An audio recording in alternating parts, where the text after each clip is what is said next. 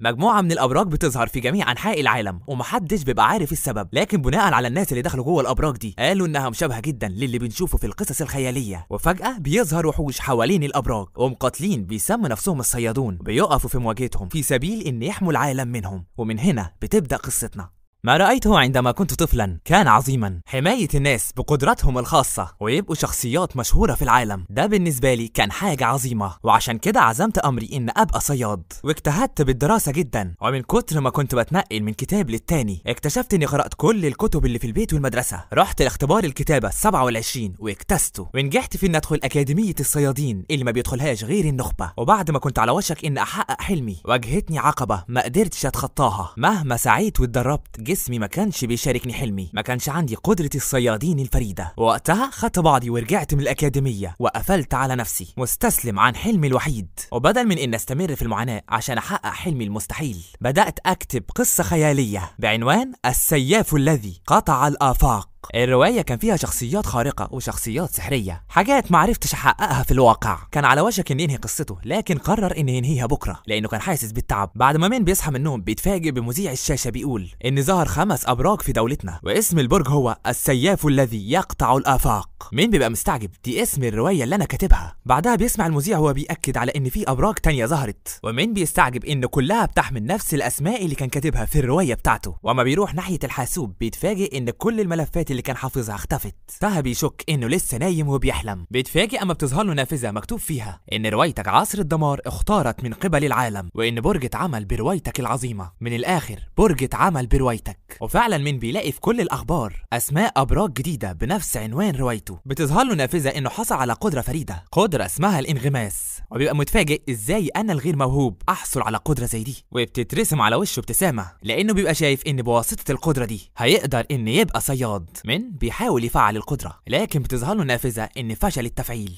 وما بيكونش فاهم ازاي يفعلها. واثناء ما بيكون في المتجر بيفكر ان ازاي هيفعل قدرة زي دي، وبيسمع حد بينده عليه من ورا. واما بيبص بيلاقي جارته سيرين، هي بتكون تلميذة عندها قدرة فريدة اسمها عالم الجليد. اللي خلاهم قريبين هو انه كان بيعلمها بطلب من والدتها، وحاليا هي تلميذة في الأكاديمية. لكن رغم ده من ما كانش قابلها هناك ابدا. سيرين بترحب بيه وبتقول له ان عدت مدة طويلة، تقرب منه وبتسأله عن ايه اللي كان بيعمله. ومين بيبص على المنتجات عشان يشوف ايه اللي هيجيبه. سيرين بتنصحه ان يبعد عن الوجبات السريعه وان يهتم بصحته، وبتلاحظ انه بيحاول يغير الموضوع. اما بيسالها عن حالها في الاكاديميه بتقول له انا سمعت انك مشهور جدا في الاكاديميه، وانك استلمت عرض من نقابه القصر السماوي. نقابه القصر السماوي واحده من اعلى 3 نقابات في العالم، ومش اي حد بيوصل لها، وان مين يطلب بالاسم كده منها فده معناه انه مشهور جدا. مين بيقول لها هو لسه في حد فاكر ده، وهي بتقول له طبعا في كتير فاكر. بتوصفه بالزعيم. وبعدها بيقول لها دي قصه انا ما كنتش عاوز اشاركها مع حد، والعالم ده ما بقتش فيه علاقه تربطني بيه. ولسه بيكمل كلامه، طاقة ظلامية بتظهر في المكان، وبتظهر له نافذة مكتوب عليها مهارة المؤلف الأصلي للقصة، وإنه يلاحظ طاقة إيفيرتون. وما بيبص وراه بيبقى عارف مين إيفيرتون ده، فكر إنه تابع للظلام، وما بيبقاش عارف إيه اللي خلاه يظهر هنا. وفجأة بيقع على الأرض.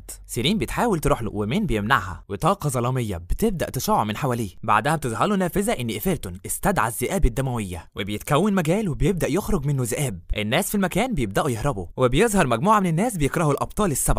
المجموعة بيكونوا من عبدة الشياطين، ومفيش حاجة بتمنعهم بانهم يضحوا باي حاجة مقابل يحققوا هدفهم. مين بيبقى مذهول، دول نفس المجموعة اللي في روايته. سيرين بتنبهه ان لازم يساعدوا الناس بسرعة، لكن بسرعة بتفتكر ان الزعيم ما عندوش قوة فريدة. مين بيقول لها ان هو هيشغل انتباههم، وان هي تروح وتخرج الناس بره. وبيبقى مستاء لانه شايف ان قدرته الوحيدة هي الهرب، والذئاب الدموية بتبقى قصاده. بتظهر له نافذة ان الذئاب الدموية بتلحقك، وفجأة ذئب كان خدشه في وشه. مين بيجري وما بيكونش معاه اي سلاح يستعمله، فبيمسك حديدة وبيحاول يمنع هجوم الذئب. واما الذئب هجم عليه الحديده كانت على وشك ان تتكسر، وما بيبقاش متاكد لو انه هيعرف يصد الضربه التاليه. اما بيبص وراه بيلمح سيرين بتنقذ المواطنين، وبيتمنى لو انه يعرف يستعمل قدره الانغماس بتاعته دلوقتي. واثناء ما بيحاول بتظهر نافذه ان المؤلف الاصلي للقصه بيستخدم قدره الانغماس، وبتظهر قصاده تفاصيل من روايته. الروايه اللي كان متخيلها لمده 2 بتبقى معروضه قصاده، العالم اللي فيها والشخصيات كمان. مين بيبقى فاكر كل حاجه عن الروايه، وبيفكر ان طالما كده فهو هيحاول ينسخ قدرة السياف الاقوى في الرواية، وما بيحاول يستعمل قدرة الانغماس عشان يستعمل قدرة السياف. بتظهر له نافذة ان الفجوة كبيرة جدا واحتمالية موتك هي 100% عند استخدام تلك القدرة الفريدة. من بيبقى حاول لكن ده مش بيجدي نفع. بعدها بتظهر له نافذة من تاني بتقول اختر هدف الانغماس مجددا، ووقتها بيعرف انه لازم يركز على هدف اثناء استعمال قدرة الانغماس، فبيغمض عينيه وبيبدأ يفتكر حاجة وبيقول الشخصية اللي بفكر فيها دلوقتي هي، وقبل ما يكمل بيجيله اشعار ان نجح في الانغماس. وبيظهر شخصية فارس بيحمل نفس السلاح اللي مع من، تبقى شخصية جانبية من الرواية بتاعته، الجندي مالون حارس بوابة عادي. ووظيفة الجندي مالون في الرواية كانت ان يحارب اعداء باعداد مهولة بقوة بسيطة، ومن بسرعة بيوجه ضربات متتالية لكل الذئاب الموجودة. واثناء ما بيواجههم بتظهر له نافذة ان فهمه للرمح بيتزايد بسرعة، وغريزته القتالية بتتحسن، ومهارته في المناورة بتزداد بشكل مؤقت. من بيقف فوق الذئب وبيغرس الرمح فيه، وما بيخرج الرمح النزيف بيبقى باللون الموف. الذئب الدموي اللي قصاده بيتردد انه يقرب، وبسرعة بيجري انه يهرب. بيمسك الرمح وبيحدفه عليه. سيرين كانت لسه منفذة القدرة الفريدة عالم التلج، وبعدها بتطمن على سلامة المواطنين، وما بتبص ناحية من بتتفاجئ ان من عارف يهزم الذئاب الدموية. بتظهر نافذة بانهاء قدرة الانغماس، ومن بيقع على الارض وبيبقى مبسوط لانه استعمل قدرة الانغماس بنجاح. واثناء ما بيكون حاسس بالالم بيجيله اشعار ان بقدرة الانغماس استخدمت قوة اكتر مما يتحمله جسمك، وهيبقى فيه رد فعل عنيف لزيادة القوة بالقوة. سيرين بتروح ناحيته وبتحاول تطمن عليه، وهو بيقول لها ان ده مجرد شد عضلي، وانه عدى فترة من وقت ما عمل تمارين. بتسأله انك قلت وقت ما كنا في الاكاديمية انك من غير قدرة، وبتقول له اظنك قاتلت جيدا بالنسبة لشخص بلا قدرة. ومن بيبقى مستعجب من نفسه ان قدر يعمل كل ده لوحده. بيقول لها ان بمجرد ما حصروني جسمي اتحرك من تلقاء نفسه، واظن ان تدريب الاكاديمية اثمر. من بيفكر ويقول انا ما كنتش عارف ان قدرة الانغماس ممكن نطبقها على شخصيات جانبية، ومن النظام بيعرف انه يقدر يستعير قوة اي شخص طالما هو عنده القوة الكافية. لكن الاثار الجانبية لقدرة الانغماس بتخليه يشعر بالالم. فكر انه ما ينفعش يستمر في الحال ده، وان لازم يقوي بنيته العضلية عشان يعرف يستعمل قدرة الانغماس. تاني يوم من بيكون في البيت، بيصحى على صوت الموبايل العالي، وما بيمسك الموبايل بيلاقي رسالة من سيرين بتقول له فيها ان هي اسفة، وهو بيستعجب هي بتتأسف على ايه. واما بيتعدل بيلاقي مكالمات كتيرة فايتة. اما بيروح ناحية الحاسوب بيلاقي صورته منشورة في المقالات، والاخبار كلها بتتكلم على ان من انقذ الوضع، وبيفرح جدا لما بيقرأ التعليقات كلها بتكون مدح فيه. لكن لما من بيبص على رسائل الوردة بيتفاجئ بطلاب كتير بيبعتوا له ان مهتمين بيه، وهو بيبقى متضايق لانهم ما بيكونوش يتواصلوا معاه خالص، وان ايه اللي خلاهم يهتموا بيه دلوقتي. بعدها من بينزل وبيركب القطار، واما بيمسك موبايله بيلاقي ان في ناس كتير فشلوا في انهم ينجحوا في اختراق البرج. واما بيبص من النافذة بيتفاجئ انه نفس البرج اللي كان في مخيلته عن الرواية بتاعته. من بيوصل للبرج وبيكون حاسس بالارهاق لانه كان جري مسافة طويلة، وبيقرب من لوح حجري. واما بيلمسه بتظهر له نافذة بتقول تشعر بطاقة احد الابطال السبعة. بيحس بالانذهال، والرسائل اللي ما كانش بيعرف يشوفها الا من الشاشة بتاعته بقى يقدر يشوفها قدامه، وبيحس بشعور غير مألوف. واثناء ما بيكون لامس اللوح شخص من وراه بينده عليه، وبيقول له من الواضح ان دي اول مرة ليك لزيارة البرج، وان مهما كنت متحمس فان من الخطر عليك ان تلمس حاجة زي كده. سيرين بتبعت له ان فعلا ما ينفعش يلمس البرج تحديدا لو كان عنده قدرة. من بيعرف الشخص انه مستحيل انه يستدعى للبرج، وبيفكر ويقول علي القول انه من المريح انني شخص عادي. لكن اثناء ما هو حاطط ايده بتظهر له نافذة ان المالك الحقيقي للابراج السبعة يتردد صداه في البرج، واستجابة لده صاحب البرج بيدعوك. بيظهر اشعاع ومن بيتنقل لمكان تاني. بيستعجب ويقول ايه اللي جابني في المكان ده. شخص بيشوف من في نافذة وبيشوفه انه احمق، وبيبان انه منزعج منه. وما بيبص على مستواه بيشوفه شخص عادي، لكن بيحس انه بيخفي حاجة، وبيفكر في طريقة ان يكشفه. وبعدها بيقرر ان يدعوه للبرج. بتظهر نافذة مكتوب فيها السيف الذي يقطع الآفاق يدعوك للمرة الأولى إلى الطابق الأول من برج سيد السيف. من بيشوف نافذة تانية ان التركيز الكثيف للمانا بيحفز الجهاز التنفسي، ونافذة تانية بتقول ان في موجة على وشك القدوم والوقت المتبقي بيبقى ساعة، ونافذة تانية بتقول موجة الوحوش على وشك ان تبدأ بعد ساعة. اما السيف الذي يقطع الآفاق استدعى من للبرج بتاعه. نقل هناك فعلا، نقل في الطابق الأول منطقة معروفة باسم المفترسين، ووحوش من الرتبة الكارثية هيفتحوا عيونهم خلال ساعة. اصلا مفيش شخص قبل كده عادي عرف يخش البرج، ومن بيعتبر اول شخص عادي يدخل البرج. زمان كان عمل مجهود كبير عشان يعرف يدخل البرج، لكن معرفش يدخل ابدا لان هجومه كان ضعيف وما كانش عنده اي قدرة فريدة. ودلوقتي من بعد ما استدعوه جوه البرج بيبقى شايف انه مستحيل يكسب، وبيبقى واقف مكانه ومش عارف يتحرك من كتر الخوف. من وهو واقف كده بيلاقي رسالة بتقوله انك جبان، وبيقع على الارض ما بيلاقي رسائل تانية كتير بتقوله ان انا قللت لك مستوى الصعوبة عشان يبقى اسهل مستوى، ولكن بص على نفسك ضعيف ومش عايز تتحرك. ومين بيكون مستعجب انه بيعرف يقلل المستوى. البرج بيرد عليه بيقول له ايوه انا بعرف اقلل المستوى زي ما انا عايز. ومين ما بيبقاش مصدق ان حاكم البرج هو اللي بيكلمه، فمين بيساله هو انت اسمك ايدن؟ وحاكم البرج بيطلع فعلا اسمه ايدن، وهو بيبقى مستعجب ان مين عارفه. ومين بيقول له طبعا انا عارفك، انا اللي كتبتك في القصه بتاعتي. مين بيكلم نفسه يقول ده ممكن يكون مختلف عن ايدن اللي انا كتبته في القصه بتاعتي، هو بيبقى شايف انه لازم يتاكد.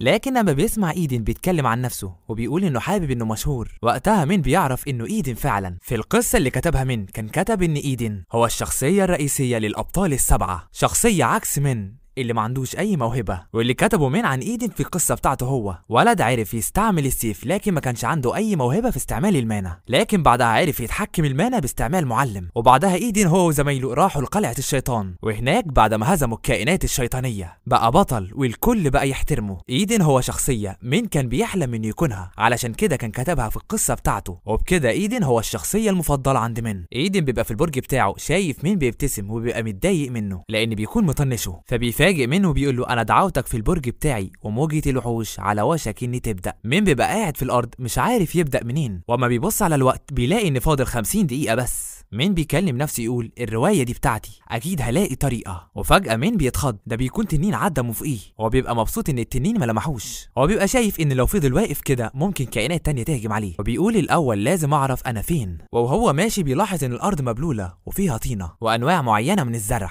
واثناء ما بيكمل مشي بيدوس على حاجه شبه الخشب فبيوطي وبيمسكها، وما بيبص عليها بيلاقي مكتوب عليها ايدن، ده اسم حاكم البرج. فبيفتكر ان ايدن كان هنا في اول القصه بتاعته، وقصه ايدن كانت ان ولد ما عندوش اي موهبه لكن اتولد كعبقري، والخشب اللي من لقاه دلوقتي كان الخشب اللي ايدن عمل منه السيف بتاعه. بتظهر نافذه منه وبتقول له المكان اللي انت فيه اسمه غابه الكابوس. ووقتها بتيجي من فكره وبيبدا ينفذها، بيرفع الخشبه لفوق وبيغرزها في الارض، وبيبقى مبسوط وهو بيقول لقيتك، وبيمسك جزء من النبته وبيحاول يخرجها بره الارض، وبيقول بالرغم ان شكلها مش حلو الا انها مع ذلك نبته مذهله بتقدر انها ترفع القدره السحريه بدرجه واحده دايم. بتظهر له نافذه باسم النبته وان اسمها ليف جوز الهند، درجتها بتبقى نادره جدا وتصنيفها بيكون العشب الروحي. مين بيبص حواليه وبينبهر ان في كتير منها، في العادي بيبقى صعب انك تلاقي منها اصلا، لان شكلها بيكون وحش محدش بيفكر اصلا ان ياكلها. ومين بيجرب ياكلها لكن طعمها ما بيعجبوش وبيكون لقاها مره جدا وما بيكونش عايز يحطها في بقه من تاني ابدا. بتجيله رساله ان اتبقاله 45 دقيقه بس، فبيحاول يشجع نفسه انه ما عندوش اي وقت، وفي لحظه بيحطها في بقه وبيبدا ياكل فيها، ومع ان طعمها بيكون مر جدا الا انه بيفضل ياكل كتير منها لحد ما النافذه بتظهر له وتقول له ان اتبقالك 15 دقيقه بس، وبيحس انه اكل اكتر من 40 واحده. نافذه بتظهر له وبتقول له ان المانا بتاعتك ازدادت جدا لدرجه ان جسمه بقوته الضعيفه دي ما بقاش مستحمل كل كميه المانا اللي جات له. المانا بتكون بتلمع بلون ازرق في جسمه، وبيفكر ان دلوقتي هيجمع كل المانا في السيف اللي في ايده زي ما ايدن عمل في القصه. ايدن حاكم البرج بيبقى مستعجب ان مين عارف عن الياف جوز الهند، وبيستعجب اكتر ان مين حفر بسرعه ولقاها في ثانيه، وان في العادي الياف جوز الهند بتبقى تحت الارض جوه خالص، وبيحس ان مين عارف معلومات عن البرج،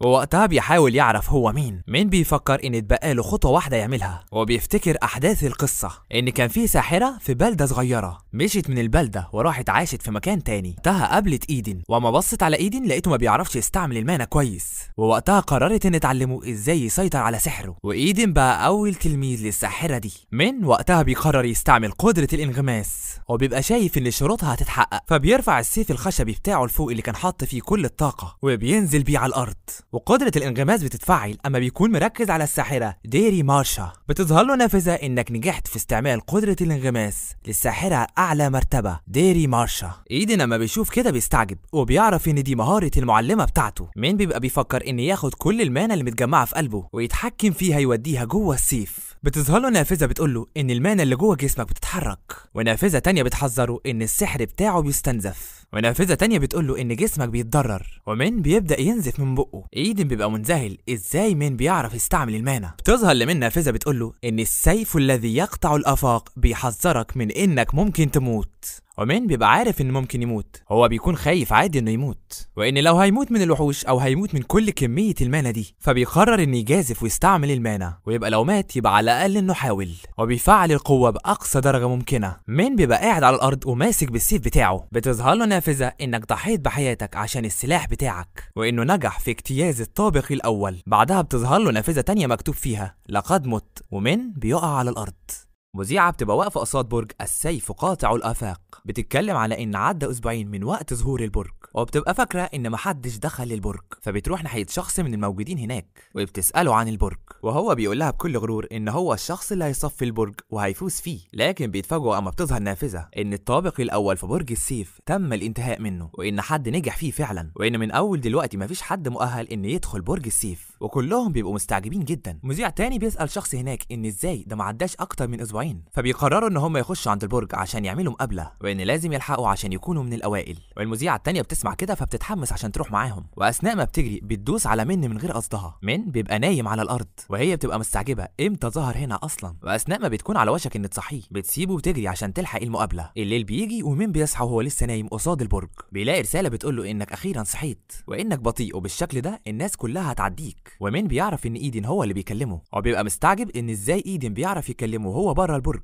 إيدن بيقول له أنت الشخص الوحيد اللي أقدر أكلمه بره البرج. وأما مين بيسأله عن السبب وإن إزاي، إيدن بيقول له إن أنا نفسي معرفش الإجابة، وإن بيحاول يعرف السبب. مين بيكون بيحسب إن إيدن هيكون عارف كل حاجة طالما هو مالك البرج، لكن بيتضح إنه ما يعرفش كل حاجة. إيدن بيكون معجب بمين إن نجح في تصفية الطابق الأول من البرج، ومين بيفكر ويقول بالشكل ده هيزعجني جوه البرج وبره. ومين بيحبط أكتر أما بيسمع إيدن بيقول له من أول دلوقتي أنا مش هحس بالملل خالص لأني هكون معاك طول الوقت. وبعد ما مين بيكون راح البيت ونام وصحي من النوم بيتفاجئ إن طاقة المانا بتجري في جسمه بسرعة، وبتظهر له نافذة إن قدراته كلها ارتفعت. وبيتفاجئ أكتر أما بتظهر له نافذة تانية بتقول له إنك اكتسبت 7 مهارات جديدة. مين بيتخض أما بيلاقي إيدن بيكلمه، وبيعرف إن هو اللي اداله المهارات دي، وبيقول له بص دلوقتي على الإحصائيات بتاعتك، فبيندهش جدا لأن المانا بتاعته ما بيبقاش ليها حدود. ومين مع إنه بيبقى عارف إن ده غش إلا إنه بيبقى مبسوط جدا، وبحماسة بيقوم ويقف وبيكون ناوي إن يعمل حاجة. بيروح بسرعة لمركز الاختبار عشان يعرف مستوى قدرته القتالية قد إيه، وبيبقى عايز إن يجرب مهاراته الجديدة. وأثناء ما مين بيكون ماشي بيلمح شخص باصص عليه، فما بيبص عليه بيعرف إنه زميله في الأكاديمية اسمه هان، وبيبقى عنده قدرة فريدة ونادرة. هان كان يتغلب كتير على مين، ومع إنه كان شايف إن مين ذكي إلا إنه كان ضعيف، ومين بيبقى متضايق منه. هان بيقرب من مين وبيقول له أنا ههزمك من تاني، وبيكون ماسكه من هدومه وبيتريق عليه. هان بيتخض بسرعة أما بيلاحظ إن في حد هيشوفه، وبيفكر إن لازم يمشي بسرعة قبل ما تشوي يشوفه. بيمشي وهو بيقول لمين الحظ كان معاك النهارده يا مين، وأنا هقابلك من تاني، وبيخبطه بكتفه وهو ماشي. مين بيفكر إن لازم يركز على اختبار التقييم. إيدن بيكلم منه وبيقول له أنا شفتك وإنك كنت جبان، وإن على الأقل كنت تضربه وهو ماشي. بعدها البوابة بتكون اتفتحت ومين بيكون دخل جوه الاختبار. النظام بيتعرف على مين وبيقول له اختار درجة الصعوبة، ومين بيقول للنظام بكل ثقة إنه عاوز أسهل مستوى. والنظام بيستدعي له وحش من الرتبة السادسة واسمه جالبت، وبيخليه إن يختار سلاحه، ومين بيختار السيف. وفجأة بيظهر سيف في ايده. مين بينزل لانه بيحس ان السيف خفيف زي بالظبط وقت ما كان مستخدم قدرة الانغماس. بيقف وبيبقى مستعد انه يخش في القتال. بحركة سريعة بيقطع وحش الجالبت نصين، والنظام بيقول له انك قعدت 3 ثواني بس عشان تهزمه، وانك اخر مرة كنت دخلت فيها الاختبار كنت قعدت 32 ثانية. وبتظهر له نافذة تانية بتعرفه ان درجة الصعوبة هتزداد كل ما قتل وحوش اسرع. مين بيبقى مبسوط جدا لان ده بيبقى فرق كبير عن اللي كان عمله قبل كده. بعدها بيظهر له وحش تاني وبيبقى باين عليه انه مفترس جدا، ومين بيبقى متحمس انه يهزمه. ناس كتير بيبقوا متجمعين وباصين على مين من خلال الشاشة، وهان الشخص اللي كان بيضايق من بيلاقي ان في ناس متجمعة فبينبهر اما بيلاقي شخص اسمه تشوي واقف هناك معاهم. تشوي هو مهاجم من الدرجة الاولى، فاز على برج سيد الرعد زيوس وصفاه، وبيبقى عنده 7 مهارات فريدة. هان بيشوفها فرصة ان يتكلم معاه وبيروح له وبيطلب منه ان يعلمه وان يشوف مستواه وهو بيحارب، لكن بيستعجب ان تشوي مركز على الشاشة وبيبقى بيفكر مين اللي بياخد انتباه تشوي ده. مين بيبقى في مواجهة الوحش المفترس، وتشوي بيدوس على زرار وبيبدأ يكلمه وبيسأله لو هو سمعه ولا لا، واما مين بيبص حواليه بيعرف انه سمعه. هان بيبقى مستعجب من تشوي ان ليه مركز على مين بالدرجة دي، وبيبقى شايف ان هو احسن منه. تشوي بيبقى منبهر جدا من قدرات مين بيبقى في اختبار النجاة، وهو ان يفضل متحمل البرد الشديد لمدة 7 ساعات. المكان اللي مين بيبقى فيه بيخليه يحس بكل حاجة زي كأنه بره بالظبط، وزي ما بيحس بالبرد بيحس بالخوف، وعشان كده اغلب اللاعبين بيحسوا بخوف شديد وما بيقدروش يكملوا. مين بيبقى واقف قصاد الوحش بيفكر بيفكر هيتعامل معاه ازاي. وتشوي بيبقى مستعجب هو باصص على من، لان في العادي اي حد هيجري من الوحش ده لانه هيبقى خايف منه وما بيبقاش عارف لو هو جبان ولا شجاع. وتشوي بيكلم نفسه بيقول يبقى هتاكد بنفسي، بيدوس على الزرار وبيكلم منه بيقول له ان يستمر في محاربه الوحش ووقتها هيعرف نقطه ضعفه. الوحش بيهجم على من ومن بيبقى مستعد ان يهاجمه. من بيهجم عليه بالسيف لكن الوحش مش بيتاثر، ولكن من بيلاحظ حاجه على الوحش، في حاجه على رقبته وبيفكر لو ان هي دي نقطه ضعفه، وبسرعه بيهجم عليه بالسيف وهجومه بيصيبه في نفس النقطه بالظبط. بعدها بتظهر له نافذه انه اتغلب على الذئب الحديدي وان اتغلب عليه خلال 4 دقايق و50 ثانيه. وتشوي بيبقى معجب بيه. هام بيبقى مستعجب ان ده هو من الضعيف، وتشوي بيلاحظ انه عارفه وبيساله عليه، وهام بيبص الناحيه التانيه وبيقول له انه ما يعرفوش قوي. من بيخلص الاختبار وبيبقى حاسس بالارهاق، بيبقى ماشي وبيفكر انه لازم يقوي مهاراته البدنيه وان لو عمل كده هيقدر يستعمل قدره الانغماس مع ايدن نفسه، لكن بيقلق لعشان شخصيته المتغطرسه تندمج معاه. تشوي بيقابله وبيعرفه انه كان بيراقبه، وبيبقى مستعجب ان يستعمل اسلوب مبارزه الاكاديميه، وبيساله لو انه تلميذ هنا. مين ما بيكونش عارف تشوي اصلا، وبيقول له انه فعلا مسجل في الاكاديميه لكنه واخد اجازه، وبيقول له ان المعلمين ما دربونيش كويس. وتشوي بيبقى متضايق ان المعلمين مهملين وبيعرض على من لو انه يدربه بنفسه. هام بيبقى متضايق، بيبقى عايز هو اللي يتدرب. تشوي بيقول لمن انا هعلمك اي حاجه انت عايزها زي المبارزه بالسيف او هجوم اللكمات او حتى تقنيات الرمح، وبيطلب منه ان يختار اي حاجه وهو هيعلمها له. ومن بيبقى مندهش من تشوي ان متعلم كل الحاجات دي، لكن من بيرفض بسرعه لانه بيبقى حاسس ان الحاجات دي هتبقى غاليه عليه وانه مش هيعرف يدفع ثمنها. تشوي بيقول له شكلك مش مصدقني لكن انا هخليك تصدق، وبيقول له انه هيفحصه بنفسه وهيعرف ايه المناسب معاه اكتر. تشوي بيفعل مهاره اسمها عين المغامر وبيبص في معلومات من، وبتظهر نافذه بتحذر من ان في شخص بيحاول يعرف عن المؤلف الاصلي للقصه. تشوي بيبقى بيشوف المساحه اللي عند من لكن ما بيلاقيش اي حاجه مميزه عن سحره، وبعدها تشوي بيقرر انه يبص على اصل من، وبتظهر نافذه تانية لمن بتعرفه ان شخص بيحاول يبص جوه معلوماتك. من بيحس بالارهاق، ما بيبقاش عارف يتنفس وبيبقى بيفكر ان لازم يخرجه من جسمه حالا. بتظهر رساله تحذيريه لتشوي بتعرفه ان من بيحمي نفسه، وبيلاقي طاقه من كل حته بتزقه لبره، وتشوي بيبقى مستعجب ان في حد قدر يدفعه لبره كده. من بينبهر ان ده هو اب المغامرين تشوي، وبيستعجب من قوه سحره وانه اقوى مما هو توقع. تشوي بيقف قصاد منه وبيقول له كن تلميذي. بيبقى معجب بمن جدا وبيبقى عايزه يكون تلميذه باي ثمن، وهان بيبقى متضايق جدا. من بيبقى قاعد قصاد الكمبيوتر وبيفتكر كلام تشوي ليه ان قال له دلوقتي يستريح وان بعدها هيبداوا تدريب قاسي، واثناء ما بيكون بيجمع معلومات بيتفاجئ ان كل المعلمين اتطردوا، وبيعرف ان تشوي هو السبب لان كان قال له ان المعلمين مش بيعرفوا يعلموه. واثناء ما بيكون باصص للشاشه بيلاقي ان في مسابقه وان الجايزه هتكون حجر. ايدن بيستعجب جدا وبيقول له ان ده حجر بيستيوم، ومن بيعرف انه معدن نادر بيظهر في عصر الدمار. الحجر بيبقى دليل على وجود الحكام رغم ان العيله المالكه بتقدر تبيعه كل سنه، الا ان الكميه اللي كانت معاهم قليله جدا وده بيخليه غالي جدا. من بيرجع لورا بظهره بيقول بس ده مجرد حجر، وايدن بيستعجب ان ازاي بيقول عليه مجرد حجر، وبيقول له ازاي مش عارف ان هو غالي جدا. ومن بيقول له انا عارف اصلا انا المؤلف. وبعدها ايدن بيساله بسرعه لو انه بيعرف يعمل الماده دي، ومن بيقول له انه ما يعرفش. بعدها ايدن بيقول له يبقى انت هتتدرب باقصى درجه، وبياكد عليه ان لازم يكسب في المسابقه دي وياخد الحجر ده. ومن بيبقى مقلق لان بيكون فاضل اسبوع واحد بس على وقت المسابقه. بيبقى في جرعة بتعالج أي حد بيشربها، لكن مش أي حد بيعرف يقدم على مدرسة صناعة الجرعات. إيدن بيبقى بيفكر لو عرف يصنع جرعة بدرجة منخفضة فكل اللي مقدمين في النقابة هيكونوا عايزين يعرفوه، لكن من ما بيبقاش عنده أي معلومات. فجأة بتظهر له نافذة إنه نجح في تحضير جرعة من المحاولة الأولى، ومن بيبقى مندهش هو ما عملش كده حتى. ونافذة تانية بتقول له إنك اتعلمت الكيمياء الإمبراطورية المستوى الأول، وإيدن هو اللي بيكون ورا كل الأعمال دي. من في لحظات بيكون جاله معلومات كتير جدا عن علم الكيمياء بسبب إيدن، وبيبقى حاسس ان راسه هتنفجر من كتر المعرفه. واثناء ما بيكون قاعد وشايف الناس متجمعين بيلاحظ شخص معروف جدا. من بيفكر بيقول هم قالوا ان محدش هيجي من اصحاب المراتب العليا، لكن اغلب الموجودين هنا بيكونوا لاعبين محترفين، كلهم بيكونوا موجودين عشان يفوزوا بالمعدن الجديد. ومن بيبقى حاسس ان ما عندوش اي فرصه قصادهم. ايدن بيقول له بدل ما انت عمال تتفرج عليهم كده روح اقرا كتاب، وبيقول له ان خليك فاكر ان هدفنا هو حجر بيستيوم. من بيفتح الجرعه اللي ظهرت له وبيكون على وشك ان يشربها، او الشخص اللي من كان بيتفرج عليه بيجي له لحد عنده وبيسال من على الجرعه اللي معاه، ومن بيضحك عليه ويقول له ان دي مجرد جرعه للعلاج. الشخص بيكون مشهور ومعروف جدا وبيتضايق من ان ما رحبش بيه، وبيبص على من بشفقه وبيقول انه ما عندوش اي مجموعه، فبيشوف من ان حد ضعيف وبيمشي ويسيبه، ومن بيتضايق منه جدا لان شافه حد قليل، لدرجه ان ايدن نفسه بيتعصب وبيقول له انت لازم تفوز عليه. المسابقه بتبدا والوقت بتاعها بيكون ساعتين، وبيتقال للمتسابقين ان لازم يختاروا عشبه ويبداوا بصنع الجرعه. كل المتسابقين بيجروا ناحيه الاعشاب،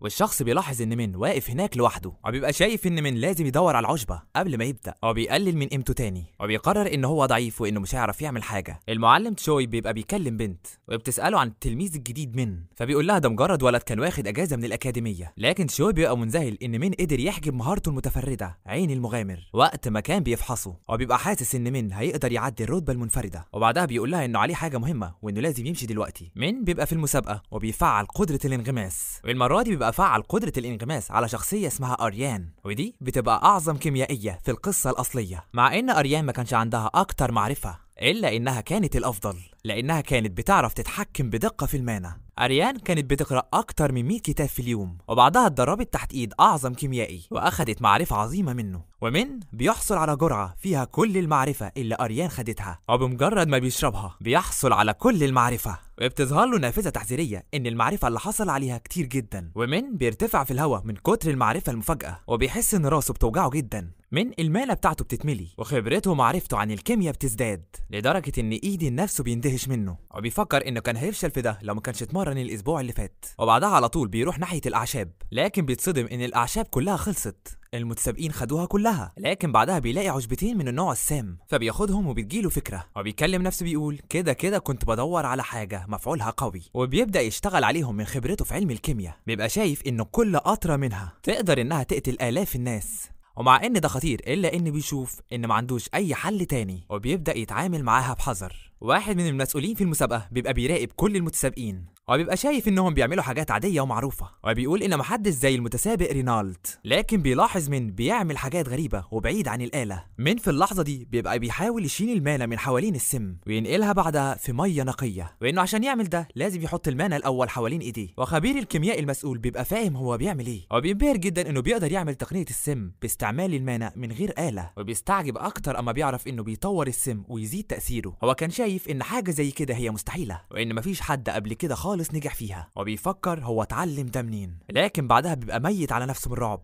بيقول ان لو تأثير السم زاد عن حده فان مكان كبير هينفجر لعدة اميال بعيدة، وبيبقى شايف انه لازم يطلب المدير. بيقوم يقف يقول لازم نوقف المسابقة حالا. من بيبقى خلص الجرعة، وبيظهر على الشاشة انه صنع جرعة من المستوى الروحي. المسؤول بينبهر انه نجح في انه يخلصها، والجرعة بتبقى اسمها جرعة النيران، واللي بيشرب منها بتزيد المانة جدا وبتحميه من النيران. من بيبقى مندهش انه عرف يخلصها بسرعة. المتسابق المتعجرف بيمسك من هدومه وبيقول له انك مستحيل تصنع جرعة زي دي، وبيبقى شايف انه بيخفي حاجة. الولد بيبقى ابن المسؤول خبير الكيمياء، وابنه لما يشوفه بيسيب من على طول. بعد ما من بيكون خلص المسابقة تشوي بيجيله وبيقول له منين اتعلمت الكيمياء. من بيعرفه انه اتعلمها بنفسه وانه كان محتاج يفوز بالصخرة دي. تشوي بيقول له لحد دلوقتي عمال تذهلني، وبيقول له انا ما كانش عندي فكرة انك تقدر تصنع جرعات، وبيسأله لو كان انضم النقابة قبل كده، ومن بيعرفه انه ما انضمش. تشوي بيبص للصخرة وبيقول له الصخرة دي بقى اللي جذبتك للمسابقة. من بيقول له الصخرة مش باين عليها حاجة لكنها نادرة جدا. وقت ما كان المسؤول واقف قصاد من وخلى ابنه يعتذر لمن، بيبين لمن انه معجب جدا بانتاجه للمانا، وبيسأله لو انه يقدر يقول له عن المعلم بتاعه. ومن بيفاجئه اما بيقول له انا اتعلمت بنفسي. بعدها من كان واقف على المنصة عشان يستلم الجايزة بتاعته، وتشوي هو اللي كان سلمه الجايزة بنفسه. من بيبقى قاعد مع تشوي وبيطلب منه ان يفحص الصخرة. تشوي ما بيبقاش عايز يفحصها، ما بيكونش عايز يستعمل المهارة الفريدة بتاعته في صخرة رديئة زي دي، لكن من بيصر انه يفحصها. لكن تشوي بيفضل يبص عليها وبيفضل شايفها صخرة عادية. واما بيفعل مهارة عين المغامر وبيبص على الصخرة بيتفاجئ انه معدن من الفئة الفريدة، وبيبقى عنده خاصية انه يخفي المال بتاعك، وان مش اي حد يقدر يحصل عليه بعدها. تشوي بيبقى مستعجب ان حتى الناس اللي نظموا المسابقة ما كانوش عارفين انه معدن كده، وبيبقى شاكك في من ان ازاي عرف انه معدن قيم، وبيبقى مستعجب انه مش عاوز يقول اي حاجة. ومن هنا بيقرر انه يراقب من. بعدها بيقول لمن يعني انت عايز مساعدة الصانع، وبيقول له سيب لي الحجر شهر وانا هوديه لشخص من مستوى الحرفيين. ومن بيبقى مبسوط جدا وبيشكره. تشوي بيقول له انا كنت قلت لك خد استراحة وانت طلعت لي بحاجة اعجوبية زي دي، وبيقول له انا هديك تدريب خاص قريب جدا، وبيقول له لو انت حاسس بالملل كلم حد من صحابك واقعد معاهم وقضوا وقت حلو مع بعض. ومن بيفتكر انه ما كلمش صحابه من زمان، فبيمسك موبايله بيكون على وشك ان يكلم واحد منهم، لكن بيتفاجئ ان الشخص اللي كان هيكلمه ده هو اللي بيرن عليه، وبمجرد ما بيبص جنبه بيلاقي صاحبه واقف قصاده. الاتنين بيبقوا قاعدين مع بعض ومبسوطين. صاحبه بيبقى اسمه كانغ وهو من احسن الناس في الاكاديميه، وبيقول ان من وقت ما قدمنا في الاكاديميه وهو موهوب جدا، وافضل مهاره كانت عنده هي مهاره المبارزه لدرجه تخليه يقدر يتفوق على زنزانه من المرتبه الاولى. كانغ بيعرف من ان كل الناس غيرانين ان هو قاعد معاه، وبيقول لمن انك بقيت مشهور جدا، وبيقول له ان زميلتهم يونا بمجرد ما قرأت الرساله قالت انها هتيجي هنا على طول. يوم ما بيبقاش مصدق ان هيشوفهم كده بالسرعه دي، وبيبقى حاسس ان يونا هتكون متضايقه منه. واثناء ما كانغ بيقول له ان يونا خلاص على وشك ان توصل، فجاه بيستشعر لعنه ايفرتون وبيحس بهاله شريره موجوده، وكانغ بيحس بنفس الهاله. وما بيحاول يبص حواليهم الهاله دي نابعه من مين، بيتفاجئوا بزميلتهم يونا، والهاله بتبقى نابعه منها هي. زمان يون كان نازل من على السلم وواحد من الطلاب كعبله، ومن وقع على الارض وكل الاوراق وقعت من ايده. واثناء ما بيكونوا بيستهزئوا بيه يونا بتحضر وبتقول لهم ان يتاسفوا له، وبتعرفهم انهم مجرد قمامه، وان من طالب مجتهد جدا. والطالب بيتعصب اما بيسمعها بتقول عليه قمامه. الاتنين اللي معاه بيهدوه وبيفكروه انها ابنه زعيم نقابه القصر السماوي، لكن هو ما بيهموش وبيحاول ينتقم منها. بعد ما بيكونوا مشيوا يون بتحاول تساعده، ومن وقتها يونا كانت زميلته الاولى في الاكاديميه. كانغ ويونا كانوا مشهورين جدا في الاكاديميه وكانوا بيحصلوا على اعلى المراكز، لكن مع ذلك الطلاب التانيين كانوا بيحاولوا يضايقوهم لانهم كانوا بيقعدوا وقتها مع ومن وقتها ما كانش في مستواهم. ومع ان كان ممنوع اي اتنين يحاربوا بعض في الفصول الدراسيه، الا ان يونا كانت بتستغل الاوقات التدريبيه عشان تأدب كل اللي كان بيتعرضوا لمن.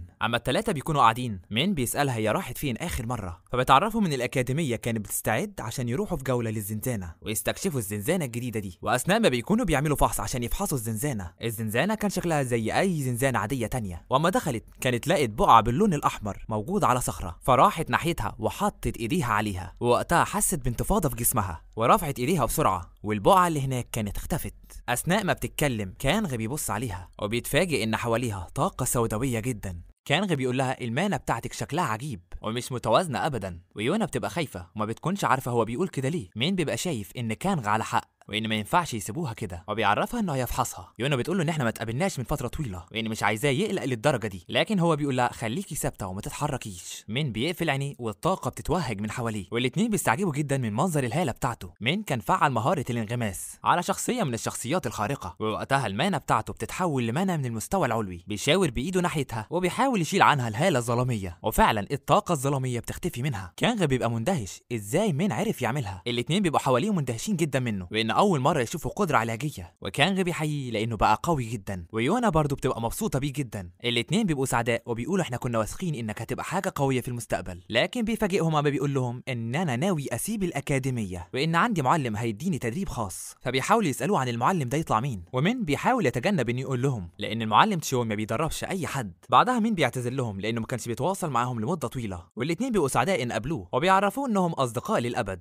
مين بيكون روح وحاسس انه مرهق للغايه لانه كان قضى وقت طويل جدا مع اصحابه، وهو نايم على السرير بيتفاجئ بنافذه بتقول له ان اتباع جماعه ايفرتون هيهجموا على الاكاديميه، ووقتها بيحس ان يونا وكانغ هيبقوا في خطر وان هيحاول يستعد قبل ما ال15 يوم يخلصوا. اليوم اللي بعده مين بيوصل للمكان اللي تشوي جهزه له عشان يبدا يدربه، والمكان بيبقى حديث جدا وكل المعدات اللي جواه بتبقى جديده، والصاله بتاعته بتبقى واسعه وكبيره. تشوي بيعرفوا ان جهز له المكان ده خصيصا ليه، ومين بيبقى منبهر جدا، ومين بيشاور على باب وبيبقى مستعجب ان ده نظام القتال الافتراضي الجيل الخامس، وبيسال تشوي عن ليه المكان ده موجود هنا وانه كانش فيه غير واحد بس منه في كوريا كلها، وبيقول له ده اكيد غالي جدا بشكل ما اعرفش اتصوره. وتشوي بيقول له حوالي 37 مليون دولار، مش حاجه يعني. تشوي بيبقى باين عليه الثراء، بيروح على منه بيقول له كل اللي عليك تعمله انك تعمل بجد، وبعدها بيديله الحجر اللي كان اداهوله قبل كده. واما مين بيفتحها بيلاقي ان هي بقت قلاده، كل العناصر اللي كانت موجوده جوه الحجر بقت في القلاده دي. بتظهر له نافذه بانه باستيوم مكرر فريد جدا ومن الدرجه الاولى، معدن بيختار المالك بتاعه وبيضخم المانع وبيقدر يخزنها. واثناء ما مين بيلبسها تشوي بيقول له انت مش عارف قد ايه الناس كانوا بيتحايلوا عليا ان ابيع لهم القلاده دي، وان عرضوا عليا ارقام خياليه من الفلوس. ومين بيشكره جدا. مين بيقف عشان يستعد للتدريبات. بتظهر له نافذه ان تم غلق الابواب، بعدها بيلاقي اضواء بتيجي من تحت الارض. تشوي بيقول له انا قعدت وقت كتير افكر في اللي هعلمه لك، وبما ان انت اتعلمت كل النظريات في الاكاديميه فجه الوقت ان تتعلم بشكل عملي. وبيعرف من انه لوث غرفه التدريب.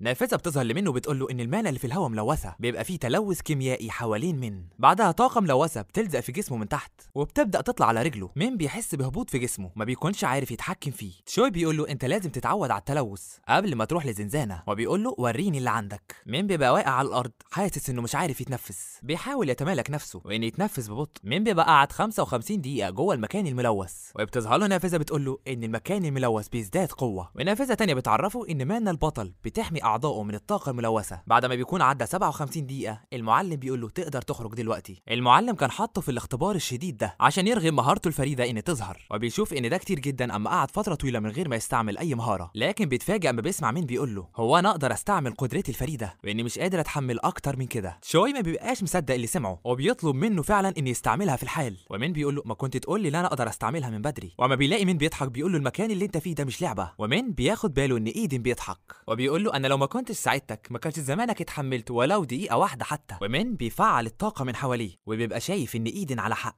وإن الطاقة عالية النقاء اللي بيمتلكها الأبطال السبعة بس هي اللي تقدر تتعارض مع الكائنات الشيطانية. شوي بيتفرج عليه وبيراقب اللي هيعمله، ومن باستعمال طاقة البطل بيقدر إنه ينقي المكان من كل الطاقة الملوثة وبيحول المانا بتاعته لمانا من المستوى العلوي من تاني. شوي بيبقى شايف إنه هيغمى عليه لأن مش أي حد يقدر يستعير طاقة شخص من المستوى الروحي، لكن بيتفاجئ إن من لسه واقف، ومين بيفضل مستحمل لمدة 3 ساعات. وتشوي بيشوف انه مذهل وبعدها بيدخل له ويقول له لازم نبدا تدريب السيوف في الحال، ومين بيبقى مستعجب ان بالسرعه دي. تشوي بيقول له كده انا هضطر اخر وقت شغلي عشانك، وبيقول له انك هتتدرب قد الوقت اللي كنت هشتغله. بعد ما اليوم بيكون عدى ومين انهى التمرينات بيحس بالفرق في عضلاته، وان بفضل تمارين المعلم مش بس بنيته الجسديه اتحسنت، ده كمان تدفق المانا في جسمه اتحسن، وبفضل ده المستوى الادنى ما بقاش ليه اي اثار جانبيه عليه، وبيقرر ان يجرب تاثيرات المستوى المتوسط. وبسبب ان اتحسن كمان في الكيمياء عمل بعض الجرعات وباعها وبقى معاه فلوس كتير. بعدها بيروح لمعرض قسم القطع الاثريه وبتعجبه مجموعه نادره من السيوف، وبعد ما مين بيروح بيلاقي ان المعلم بيتصل بيه بيعرفه ان المنظمه قالت له ان لازم يروح يحمي التلاميذ وانها مهمه في غايه الاهميه، وان هناك في المغاره هيكون في موظفين مستواهم عالي جدا واساتذه كبار. وهو بيتكلم مين بيقول له انا عايز اروح برضه، وبيعرفه انه نفسه من زمان ان يروح مغاره وان عايز يروحها مره واحده على الاقل. شوي بيبقى شايف ان من اتقدم بسرعه في مستواه لدرجه ان هو اتخطى المستوى الادنى، فبيسمح له انه يروح ولكن بشرط ان يفضل جنبه. ومن بيبقى سعيد جدا. جماعه ايفرتون الشيطانيه بيبقوا متجمعين، واحد منهم بيستعجب ان ازاي البنت كانت اتخلصت من اللعنه الشيطانيه اللي كانت عليها. شخص منهم بيبقى معروف برقم 10، والزعيم بيساله لو انه جهز البذور مره تانية عشان المره دي هيزرعوها في المغاره، وبيقول له انك لو فشلت هتدفع حياتك ثمنا لده. مين بيبقى في الشارع على استعداد انه يروح للمغاره، وبيتفاجئ بحد بيلمسه من ورا، واما بيبص بيلاقيها زميلته سيرين، فبيعرف ان هي كمان رايحه المغاره، وبيسالها لو ده صحيح، وبتقول له فعلا ان تم اختياري وانها حصلت على منحه للذهاب. ومن وقتها بيفكر ان ممكن تبقى في خطر لو حصل اي حاجه. يونا وتانغ بيحضروا وبيبقوا مدعوين، وفجاه تشوي بيحضر هو كمان، وكلهم بيبقوا معجبين بيه الا من بيحاول يستخبى منه. بيغمض عينيه وبيكون بيفكر انه مش عاوز يجذب الانتباه، وبيفكر ان عاوز يرجع للبيت حالا. المعلم بيشوفه بيقول له ما حيتنيش يعني اما شفتني. لا ازاي طبعا بتقول كده، ده انت ميسي ومعلي حسي. يا اصدقاء رحبوا بميسي المعلم بتاعي تشوي. 3 ما بيكونوش متوقعين، وبالعربيه بيوصلوا لمكان المغاره. بتظهر نافذه مكتوب فيها لقد دخلت صراخ الليل، وان القوى السحريه الملوثه في كل مكان. واثناء ما بيكونوا ماشيين يونا بتحس ان المكان غريب جدا، وسيرين بتبقى خايفه جدا وبتبقى عايزه تخرج في اسرع وقت. هان الطالب المتعجرف بيبقى موجود معاهم، وبيتضايق ان من معاهم في نفس المكان. من بيبقى ماشي وبيفكر منطقه صراخ الليل دي في انهي حته عنده في الروايه، واثناء ما بيحاول يفتكر مكانها منظر قدامه بيصدمه. كائنات تشبه الزومبي بتبقى واقفه قصادهم. واحد من الموجودين هناك بيقول ان ما فتشنا اول مره ما كانش فيه اي حاجه، والمعلم تشوي بينبههم كلهم ان يفضلوا مع بعض. الكائنات دي بتبقى حواليهم من كل مكان. فجاه مين بيفتكرهم في الروايه بتاعته، وبينده على المعلم تشوي وبيقول له مهما حصل ما تهاجمش. تشوي بيقول له ليه ما نعملش كده يعني، وان دول ارواح شريره. مين بيقول له انا عارف ان انت هتكون حاسس بالرعب دلوقتي، لكن بص عليهم ما حدش فيهم هاجمنا، وانهم لو كانوا ناويين فعلا يهاجمونا كانوا هاجمونا من وقت ما شافونا. وبتظهر نافذه بتشرح ازاي يتعامل معاهم، ان لو حد هاجمهم هم هيهاجموا عليه. وتشوي بيساله ازاي انت متاكد من الكلام ده. مين بيضحك عليه ويقول له لان انا قرات ده في كتاب قبل كده. تشوي بيلاقي الموظفين بيقولوا له يا تشوي انت واقف كده وبتسمع للولا ده واد عطلان مش فاهم حاجه، بنموت بقول لك بنموت. وتشوي كان فعل مهاره عين المغامر، واكتشف ان مين صادق في كلامه. واثناء ما الناس التانيين بيقولوا يلا نهجم، بيتفاجئوا ما بيسمعوا تشوي بيقول لهم اننا هناخد حذرنا وهنستناهم هم ما يهجموا الاول. وهان بيتضايق وبتبان غيرته ما بيقول الظاهر انك عايز تخلي الاشباح دول كمان تلاميذك. وتشوي بيقول له شكاويكم انا هسمعها بعدين. شخص تاني بيجي وبيبقى مبتسم وبيقول ان الكلام اللي هان قاله صحيح. الشخص بيبقى رئيس قسم المبارزه، بيقول لتشوي انا عارف انك مهتم بتلاميذك، لكن لازم ما تنساش ان الموضوع هنا يخص امن كل الطلاب. وبيقول انا كنت متوقع حاجه عظيمه من تلميذك، لكن الكلام اللي قاله بيعبر انه خايف. ومين بيرد عليه بيقول له انا ما قلتش ده لاني خايف، وبيقول لهم اننا ممكن نمشي من المكان ده من غير ما نأذي اي حد. لكن رئيس قسم المبارزه ما بيبقاش مصدق وبيقول ان كل ده مجرد تخاريف. تشوي بيقطع كلامهم وبيقول لهم بدل الكلام الجانبي ده في حاجات اكثر اهميه، وان دلوقتي لازم نلاقي طريقه نخش بيها جوه المغاره. وبيهدي رئيس القسم، بيعدي من جنب تشوي وهو بيقول له انا متفهم اللي انت بتقوله، لكن جسدي يشعر بالحماس الان. وبيهجم على الاشباح. مين بيحاول يحذره ان ما يهجمش، لكن رئيس القسم كان هجم عليهم بالسيف بالفعل. بعدها بيقول له انت كنت عايز تمنعنا ان نعمل حاجه بالسهوله دي، وان هل هتقدر تتحمل مسؤوليه الطلاب لو حد فيهم اتاذى؟ مين بيبقى شايف انه كان لازم يمنعه. وتشوي بيقول له انت نسيت مين المسؤول عن المغاره دي. لكن رئيس القسم بيقول له انت ازاي بتثق في كلام ولد، وان جوه المغاره لازم تتوقع ان ممكن اي حاجه تحصل. هام بيقول للمعلم تشوي انك قلت في الكتاب بتاعك ان وقت ما نكون جوه المغاره لازم نتوقع ان ممكن اي حاجه تحصل. تشوي بيقول له شكلك مش عارف ازاي القاده بيتعاملوا مع الفريق بتاعهم، تحديدا اللي بيخالفوا الاوامر وبيتصرفوا من تلقاء نفسهم. وهان بيخاف ويحترم نفسه، ومن بعد اللي حصل ده بيبقى حاسس ان المشاكل على وشك ان تبدا، وبتظهر له نافذه ان مستوى الصعوبه بقى من السهل للمتوسط. المكان كله بيتملي ضباب، ومن بيبقى شايف ان الوضع اتاخر جدا، واشباه الزومبي بدل ما كانوا بيبتسموا بقوا متوحشين، والكائنات دي بيبداوا يرددوا ان هم هيقتلوهم. هان بيقع على الارض من كتر الخوف، ورئيس القسم ما بيكونش عارف يتنفس. المعلم تشوي بيبص لسيرين وبيقول لها لو تعرف تنقل رئيس القسم للزاويه، وهي بتقول له انها هتنفذ التعليمات. تشوي بيبقى رايح ناحيتهم ان يتعامل معاهم، وبيتفاجئ بمن واقف قصاده بيمنعه، وبيقول له انا اكتر واحد عارف عن الزنزانه دي. لكن تشوي بيعرفوا ان الكائنات دي بدات تهاجم الناس، ومن بيرد عليه ويقول له بالشكل ده هم هيبقوا اكثر شر، والكائنات فعلا بتهجم عليهم. ومن بيأكد عليه انه هيقدر ينقذ اصدقائه وان يثق فيه. والمعلم بعد ما بيكون فكر شويه بيوافق على كلامه، بيديله قطعه سحريه من الدرجه النادره جدا، وبتبقى عندها القدره انها تخلي الشخص يغير مظهره. ومن بياخدها ويشكره، ومن ما بيكونش متاكد هيتعامل معاهم ازاي، لان بعد ما كانوا ارواح مسالمه بقوا ارواح شريره.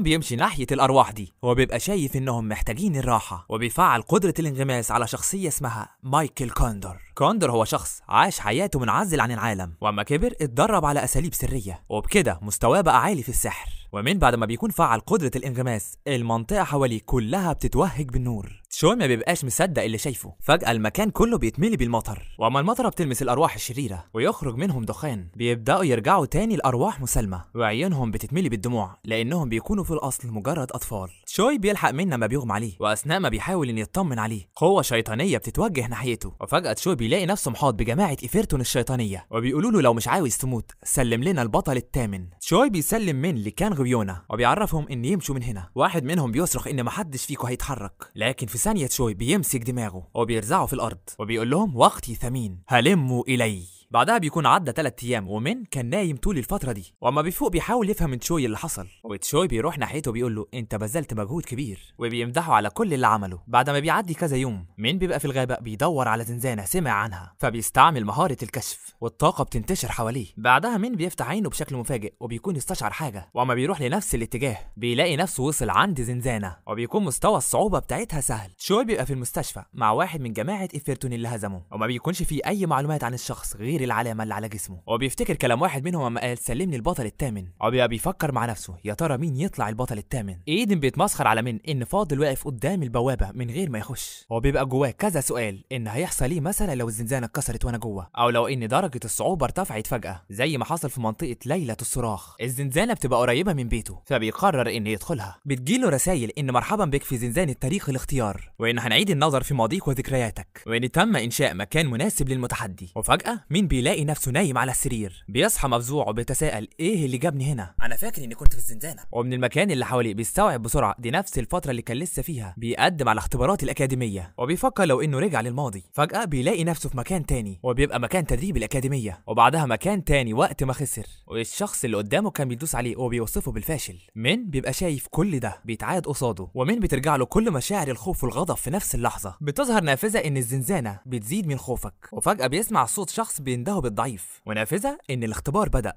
اما بيبص وراه بيلاقي هان قصاده من بسبب ذكريات الخوف كلها. بقى بيفكر انه مش هيفوز حتى لو كان قوي جدا. فجأة نافذة بتعرفه انه مش هيعرف يستعمل قدرة الانغماس. هان بيكون ضربه برجله، واثناء ما على الارض بيحاول يقوم بيروح ويديله برجله مرة تانية. من بيبقى واقع على الارض، وهان بيستمر في ان يضربه وبيكون مستمتع جدا وهو بيعمل كده. ايدن بيبقى شايفه وبيتفرج عليه وما بيكونش فاهم ليه من مش بيقاومه. من بيبقى على الارض وكله طاقة سلبية وبيقعد يقلل من نفسه بالكلام. وفجأة بيسمع صوت ايدن بيكلمه وبيقول له ما كنتش عارف انك بتستسلم بسرعة كده، وبيفهمه ان كل اللي حواليه ده هو مجرد وهم، وان ده تأثير الزنزانة، وان ازاي يسمح للوهم ان يسيطر عليه. من كان كاره نفسه عشان يتقبل الواقع اللي هو فيه وقت ما خسر في الأكاديمية، وان عشان كده كتب الرواية اللي ايدن فيها، لان من كان عاوز يبقى زي ايدن القصة الخيالية. ومن بيشوف ان لازم ما يفضلش يهرب من الماضي والواقع اللي حواليه، وان مصدر قوته الحقيقية هي ثقته في نفسه. وما بيقوم هان بيحاول يهجم عليه بالسيف بسرعة، لكن من بيسبقه بالهجوم وبيطيره في الهواء، وثقته بنفسه بترجع له اكتر من الاول. هان بيبقى غاضب جدا وقوته بتتضاعف، ومن سرعته بيختفي من قصاد من، ومن بيلاقي نفسه فجأة اتحدف لبعيد، وما بيستجمع قواه ويقف. هان بيوصفه بالضعيف من تاني، وبيبقى سريع من تاني لدرجة الاختفاء. ومن بسرعة بيقفل عينيه وبيفعل مهارة الكشف. واما هان بيحاول ينزل عليه بالسيف من ورا، من بسرعة بيلف ويصدها، وهان بيستمر في الهجوم عليه، ومن بينجح في انه يتصدى لكل الهجمات، وبيكون مستعجب من ان بيعرف يتصدى لهجماته، وايدن هو اللي بيكون بيدعمه بالطاقة. وبهجمة خاطفة من بيخلص عليه، وبتظهر له نافذة ان صفى زنزانة ضرب الخيارات. بعد ما بيعدي يوم من بيبقى قاعد على اللاب، ويونا بتظهر من وراه، بيتفزع منها وبيقول لها انت المفروض تكوني في الأكاديمية، ايه اللي جابك هنا؟ لكنها بتعرفه ان هي كمان سابت الأكاديمية زيه، وهو بيكون مستعجب منها لان كان هيكون عندها مزايا كتير بمجرد ما تتخرج،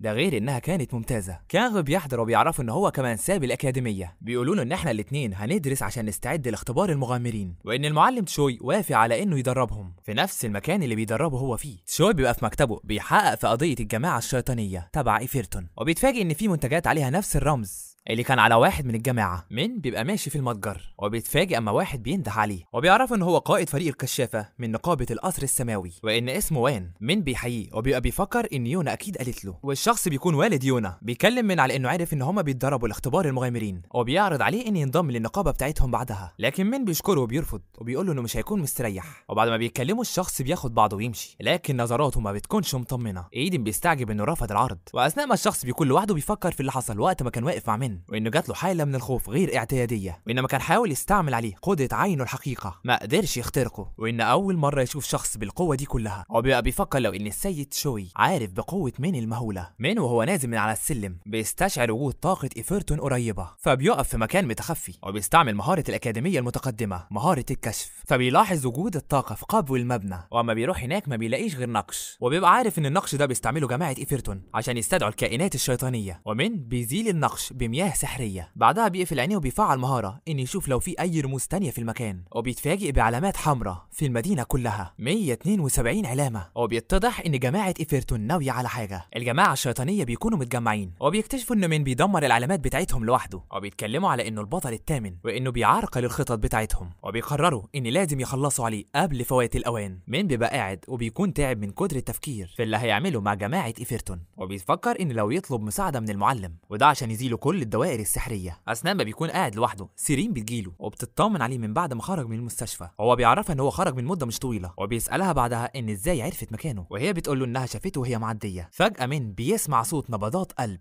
وبيبقى حاسس ان هيكون عندها نفس الطاقة زي ما حصل مع يونا، فبيطلب بسرعة ان يمسك ايديها، لكن بمجرد ما بتلمسه بتصعق بالكهرباء. من بيستشعر وجود بذرة ظلامية في قلبها، الطاقة بتشع من حواليه. بيكون فعل مهارة مايكل كوندور، واثناء ما بيكون بيفكر ان هينهي ده حالا، بيلمح شخص بيقول له لا ده مش هيحصل، وفجأة ازاز النوافذ كلها بيتكسر. بيظهر له شخص كل تعبيره توحي بالشر، وبيقول انك بتحاول تتدخل في خطتنا من تاني، وبسرعه بيحاول يهجم على من سرعته من ما بيكونش هيلحق ان يتفادى الهجوم، لكن في ثانيه تشوي بيكون حضر وهجم عليه، والشخص بيبقى اتحدف لمسافه بعيده، وتشوي بيطمن على من، وبيعرفوا انه يروح مكان امن وان هو هيتولى الامر من هنا. واما الخصم بيسمعه بيقول كده بيضحك بسخريه، وبيقول لتشوي برضه عايز تساعده من تاني. تشوي بيبقى بيفكر انا متاكد اني كسرت رقبته بالهجمه دي. الشخص بيقدم نفسه ان المبعوث امول، وانه منتسب للجماعه الشيطانيه، وتشوي بيقول له لا اهلا ولا سهلا. امول بيقول له على العموم وقت الترحيب انتهى والحفله على وشك ان تبدا. فجاه بيلاحظوا الرمز بيلمع وبتظهر نافذه ان الدوائر السحريه ال 1048 بيستجيبوا بشكل متزامن. ومن اما بيبص جنبه بسرعه بيتفاجئ ان سيرين اختفت. فجاه بيلاقيها فوق امول متكعوره في الهواء. المدينه كلها بتشع بعمدان من الطاقه الظلاميه والطاقه كلها بتبدا تتجمع في نقطه واحده وسيرين بتبقى في النقطه دي. فجاه ارواح من البشر بتتسحب لنفس المكان ومن بيفكر ان سيرين هتبقى شيطانيه لو امتصت كل الارواح دي وبيبقى شايف ان لازم يتخلص من البذور في اسرع وقت ممكن. امول بيعرفوا ان فات الاوان وان كل حاجه جاهزه بالفعل وبيفزعهم لما بيقول لهم ان في كائن شيطاني هيحضر في المكان.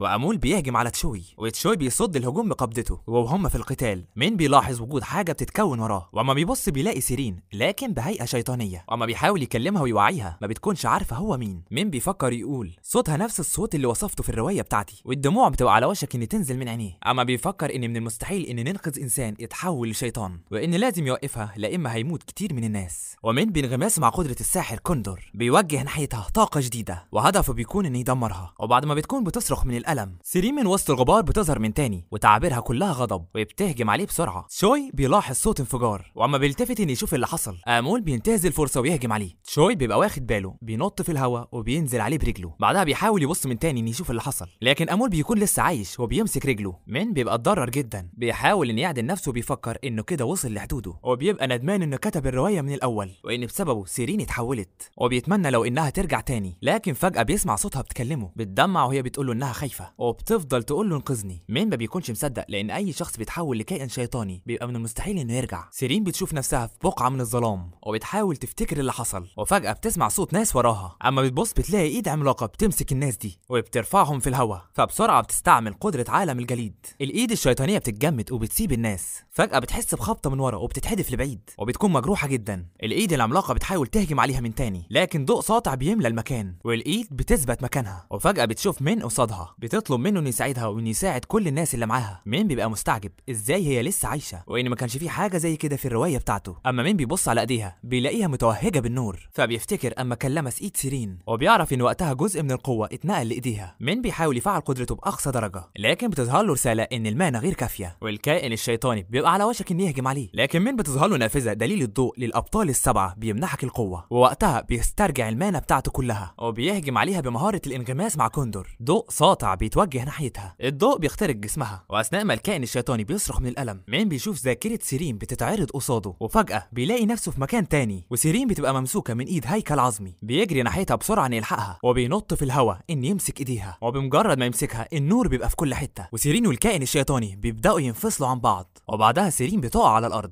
وبيبقى بدل الكائن الشيطاني كتله حمراء. واثناء ما مين بيحاول يساعد سيرين كتله بتبقى وحش وبتهجم عليه. واما تكون خلاص على وشك اللي توصل له بيحصل انفجار. واما بيفتح عينيه بيلاقي يونا هي اللي انقذته. بيسالها ان ازاي وصلت هنا وهي بتقول له انها شافت ارواح الناس بتتجمع فجت جري على هنا. واثناء ما بتكون مخضوضه ان سيرين واقعه على الارض الكائن الشيطاني بيحاول يهجم عليها فبسرعه بقدرتها بتقطعه نصين لكن هو بيبدا يتكون من تاني لكن المره دي بيبقى حجمه كبير وبيكون بيدور على جسم عشان يستحوذ عليه. واما بيبص حواليه بيلاقي ان اقرب شخص هو امول وبسرعه بيهجم عليه ان يلتهمه. بعدها الكائن الشيطاني بيبقى عملاق اكتر وهيئته كلها بتبقى وحشيه. شوي بيفعل سحر البرق وبيشكل مجال من الطاقه في ايده. بعدها بيوجه كل هجومه باتجاه الوحش ورغم ان الهجوم كان عنيف الا ان الوحش بعدها ما بيكونش اتاثر فبيحاول يهجم على تشوي. واثناء ما تشوي بيحاول يدافع عن نفسه الوحش بيبدا يتلاشى من تلقاء ذاته. تشوي بيفكر ليه هو بيتدمر بشكل ذاتي لوحده لكن مين بيحس انه اكتشف حاجه وبيطلب من يونا ان تستعمل اقوى تعويذها الناريه وبيعرفها ان تستنى اشارته. يونا في ثانيه بتكون شكلت القدره ومين بيستعجب من سرعتها وبيفكر انها طبعا الطالبه الاولى في الاكاديميه. مين بيحاول يستعمل قدره الساحر كوندور من تاني وهما الاثنين بيهجموا عليه في نفس الوقت. الوحش بيولع من النار وبتظهر نافذه ان دمر الشيطان وان قوه الانغماس هتتوقف بسبب نقص القوه. شو بيفتكر اما مين استعمل القدره دي قبل كده مع الارواح الشريره وان بعدها كان اغمى عليه فبيبص ناحيته بقلق ان يشوفه لكن بيلاقيه قدامه واقف عادي وبيجري ناحيته انه يطمن عليه. لكن فجاه مين جسمه بيبدا يتلاشى والمعلم ويونا ما بيكونوش عارفين يعملوا ايه. ايدن بيبقى شايف انه ضغط على نفسه كتير وانه بالشكل ده هيموت لكن بيتفاجئ ان جسمه استحمل ورجع طبيعي من تاني وبسرعه بيقرر ان يستدعيه للطابق التاني. وفجاه مين بيلاقي نفسه اتنقل